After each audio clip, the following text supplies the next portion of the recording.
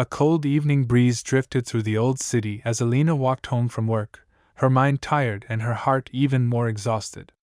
Life had become a straight line for her: wake up, work, sleep, repeat. But that night, something unusual waited at her doorstep: an old, yellowed envelope with no stamp and no sender name, only her name written in elegant handwriting she had never seen before. She picked it up with a nervous curiosity, feeling an odd warmth through the paper. Inside was a neatly folded letter dated exactly 10 years ago. Confused, she began to read, and with every sentence, her heartbeat quickened. The letter described her childhood house, her college, her old best friend, and even the exact words she said during her graduation speech, things no stranger could have known. At the end, the writer claimed, "One day, you will stand at your rooftop on a winter evening, looking for answers, and I will find you." Just as she finished reading, her phone buzzed with a message from an unknown number saying, "Did you receive the letter?" Alina's hands trembled. She looked around, trying to see if someone was watching her. The empty street felt suddenly alive. Clutching the letter to her chest, she stepped inside her house, unaware that this message was only the beginning of a love story written a decade before she was ready to hear it. Alina locked the door behind her and stood in silence, the dim light of her living room flickering as if reacting to her racing heartbeat. She reread the letter again and again, searching for some mistake, some explanation, anything that made sense, but the more she read, the more uneasy she felt. Who knew so much about her past?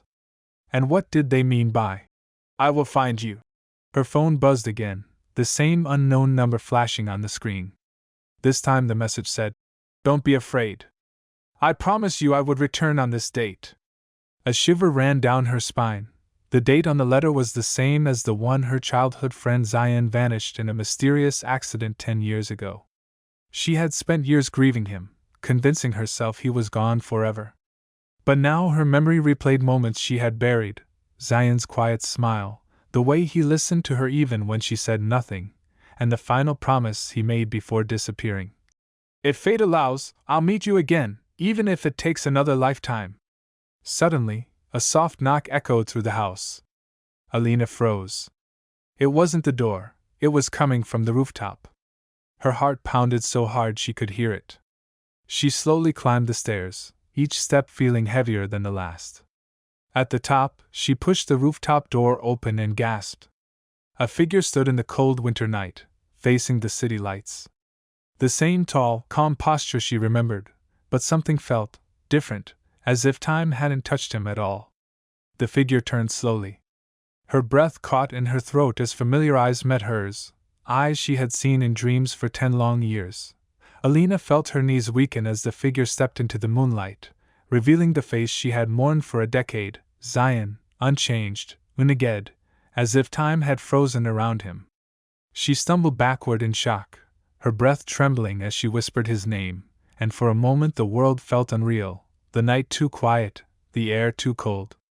Zayan's voice was soft, almost haunting, as he said, "I told you I'd come back, even if I had to cross the border between life and death." His words sent a chill down her spine, but her heart tugged toward him, remembering the warmth they once shared. She reached out to touch him, needing to feel something real, but the moment her fingers brushed his skin, she felt a strange static pulse beneath her touch, warm, alive, yet carrying an eerie sensation she couldn't explain.